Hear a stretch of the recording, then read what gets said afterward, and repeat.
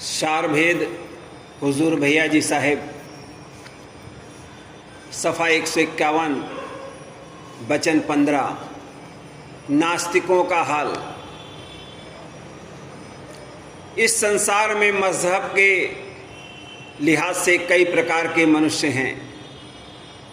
कुछ ऐसे भी हैं जो कि मालिक की मौजूदगी में संदेह उठाते हैं और मरने के बाद जीव का किसी दूसरी योनि में जाना नहीं मानते। कहते हैं कि गर्मी, बिजली वगैरह की मिलौनी से एक ऐसी शक्ति पैदा हो जाती है जिसको सूरत यानी रूह कहते हैं और जिससे शरीर का काम होता है। वे यह भी कहते हैं कि जब शरीर छूट जाता है तब पानी पानी में, हवा हवा में तथा बिजली बिजली में मिल जाती है और बाद फिर कुछ बाकी नहीं रह जाता। यह बात पूरी तौर से साबित हो गई है कि बाद मरने के सब नाश नहीं हो जाता, सिर्फ स्थूल शरीर का बिगाड़ होता है और सूरत जो कि चैतन्य है कभी नहीं मरती। गिलाफों का उलटफेर होता रहता है। कुदरत की जितनी शक्तियां हैं, जैसे गर्मी इत्यादि, इनका ज़हूर में आना खास पदार्थों पर निर्भर है। जैसे बिजली की धार जब माया रूपी तार में से होकर इधर से उधर दौड़ती है तब गर्मी पैदा होती है, लेकिन बिजली खुद गर्म नहीं है। ऐसा भी कोई स्थान ज़रूर होगा जहाँ पर गर्मी नहीं है और वह स्थान वही है जहाँ पर माया की अत्यंत न्यूनता है या वह बिल्कुल नहीं है। और उस स्थान को दयाल देश यानी निर्मल चैतन्य देश कहते हैं। अब इस बयान से यह प्रमाण मिला कि गर्मी किसी और शक्ति का ज़हूरा है। कुदरत की जितनी शक्तियां हैं वे किसी और शक्ति के कारण अपना इजहार करती हैं, लेकिन खुद चैतन्य नहीं हैं। इसलिए सब शक्तियों का भंडार वही निर्मल चैतन्य देश है, इसलिए वही सब शक्तियों को पैदा करने वाला हुआ। उस चैतन्य शक्ति में समझबूझ तथा दुख सुख इत्यादि का ज्ञान है। यह गुण किसी और शक्ति में नहीं है। किसी ने अपने पिछले जन्म का हाल ठीक ठीक बतलाया है। प्रेतों के शरीर से यह साफ प्रकट है कि जीव का कायम रहना सिर्फ स्थूल शरीर पर निर्भर नहीं है।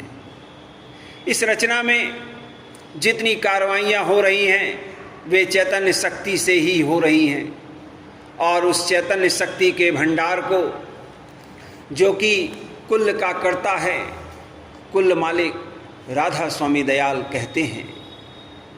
माया जड़ है और चैतन्य पर गिलाफ हो रही है और अंधकार है बरखिलाफ। इसके चैतन्य महाप्रकाशवान और महासूक्ष्म हैं।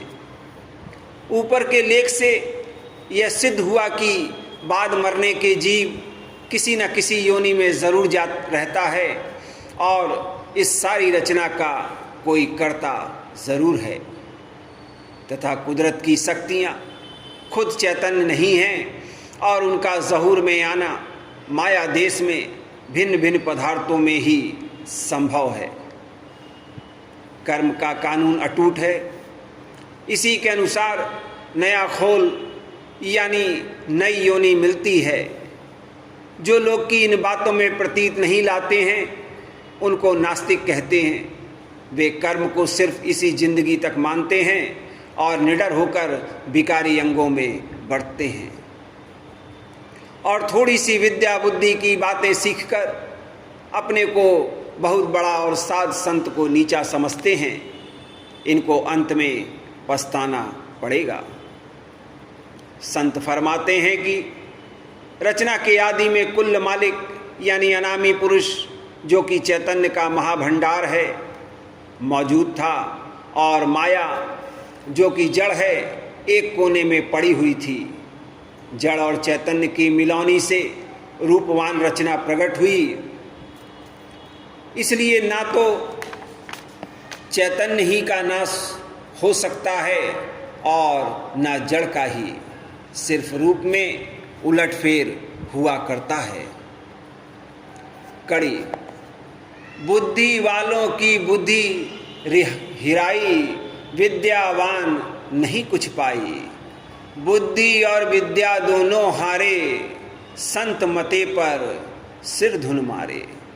बुद्धि वालों की बुद्धि हिराई, विद्यावान नहीं कुछ पाई। बुद्धि और विद्या दोनों हारे, संत मते पर सिर धुन मारे।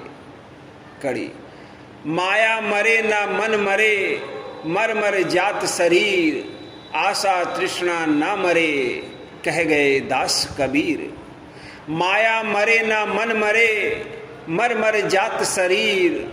आशा तृष्णा ना मरे, कह गए दास कबीर। राधा स्वामी।